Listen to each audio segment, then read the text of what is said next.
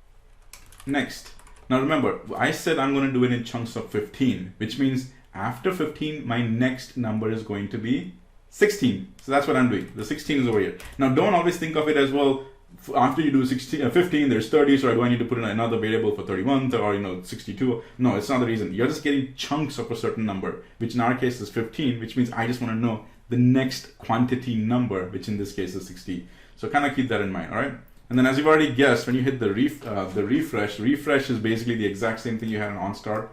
So I'll go ahead and I'll highlight it, come over here, paste it. So I've gone ahead and taken care of that refresh. And then here, I'll go ahead and actually do something on the top and then do something on the bottom, and I will control these two. So let's start on actually the bottom one, because we're going to be going in bottom. So in its on select, I got to go ahead and the current value is 0. So I got to go ahead and add 15 more. And then in the 15 more, I'm going to go ahead and say, if this is the 15, then the VR next should be, again, what is the current value? Plus 16. So it's a little confusing, but let me write it down over here and then you'll see it. So once I've selected the down button, I'm going to say my VR current is going to be whatever is my current variable, which is this one here, plus 15. That's going to be it. And if you realize previously for the on start, we had 0 and 16. So over here, it's 15. The next one is also going to be plus the 16. So that's what we're going to do. Now, in the next one, you got to go ahead and update the VR next, but you're going to use the VR current, and the VR current, you're going to put that to 16. So keep that in mind. If you're walking side by side over here, this one, the one on the left, you're going to use the set VR current, and its value is going to be the VR current plus 15. The VR next is also going to be VR current plus 16. So keep that in mind, all right? And while we are doing this, I'll go ahead and actually update the one on the top as well. The one on the top to scroll up is a little bit different. So what it does is I'll be scrolling up, but I just want to make sure I go scroll up to the next 15. I don't really care about the V next over there. I just want to make sure that I'm going up to the next 15. Basically over there, you don't need to see whatever after 15, what is the negative 16 or the negative 17 number. You just got to make sure that, hey, I need to go up to the 15s. Therefore, in that case, I'll be coming over here and I'll go both for the VR current. I'm going to go to VR current minus 15, and then back over here, set VR next. It's going to be the VR next minus 15. So on the top, it's the exact same thing. You take the same variable, subtract it by 15. It's going on the bottom where you're going to keep using that VR next one. All right, so we are making some great progress over here. What we got to do now is focus on how the heck are these galleries going to work. So let's start with the one on the left. It's all about what you're seeing. So over here, I'm going to now go and do some manipulation in the items. Now, in the filtering, we are going to use that variables, the next, the current, and the next. And I'm going to use the ampersand and function in between to always make sure that I'm seeing one chunk of those 15s. And that is where I can go and make sure that this one and this one matches and gives me that exact, match over there. So I come to the filter, comma, and over here, I'm going to type in the ID number, which is the same thing as the device ID. In this case, it should be greater than the VR current, and, all right, not or, and it should also be less than the VR next. Now, do you see why I put that plus 16 at the beginning instead of 15? It's kind of making sense. All right, so it's going ahead and doing that. Now, I know it went ahead and actually, disappeared, but watch this. If I go outside over here and if I just refresh that, it showed up, and only the 15 over there showed up because that's the number that we came up with. So I'm going to now go and do the exact same thing for the other side. And it's literally a copy and paste. So I come over here, I'll go and copy that right there, Control C, go into this gallery, find its items, I'll paste it. So if I come back here and if I do a refresh, they both line up. See, it's the exact same thing side by side. Now let me just go ahead and make sure that I've got all my data over here. So this is for what we did for on select. It goes up to the next 15. This one goes up to the next 15 and 16. So if we go in and start playing with it, it should actually work. So remember, we are doing in batches of 15. So this is from 1 to 15, which means when I click down, this should be 16, 1, 6, and this should be 30. So let's see that. And it works. 16, 30. Next, starts at 31 and goes all the way down. So that number 15, which we made the decision on, and the next for vnext for 16, it's actually working really well. But just to make sure, let's do that. Go up there, bend back to the 16 and 30. Here, bend back over here, 1 and the 15. Now there's another crazy thing happens. If I go over here on the top, it goes blank, and it still lets you do that. So what I want to do is I want to actually go and change the visible function specifically for that arrow over here. And I'll just put in something crazy. I'll just come back over here to the top arrow. On the top arrow, I'll scroll all the way down to the visible. And the visible, I'm just going to say if var current is less than or equal to 0, go ahead and put it as a false. Otherwise, it's FAL, Daniel. Go ahead and put that as a false, comma, true. And so now it disappears. So if I go and do another testing, I'll just refresh that. Shows up. Now it's blank because we are, it's less than or equal, it's 1. And so I go here, goes down to 16, there, goes down to 30, and it works, and it works so well. See, the scrolling functionality came up, but this one is right there, and it is frozen. So we accomplished now the third one, which is also where freeze one column. The top row is already frozen, freeze one column as well, but the other one should be able to slide. We just did that over here, thanks to the combination of the galleries, the filter functions, and the mod functions. Wasn't that awesome? We were able to successfully recreate the Excel frozen panes effect in Power Apps using a combination of galleries and some other formulas. The important thing that you want to notice is in the first one, where we were able to go ahead and create that frozen header or the top row and also add the horizontal scrolling. Everything else happens inside the container. In the second scenario, where we had the frozen horizontal one, which was one column was frozen, but the other one goes ahead and you can scroll back and forth. The one which is the horizontal that's frozen, that is outside the container. The rest is inside the container. So that was just the little change which is in the second scenario. But overall it worked. So hopefully this was helpful. And as always, keep power apping. Thank you so much for watching my YouTube video. Remember, this is all free with fresh content that is updated on a weekly basis. So if you've already subscribed to my channel, thank you and spread the word. If you haven't already, subscribe, click on the bell notification, and let the learning begin.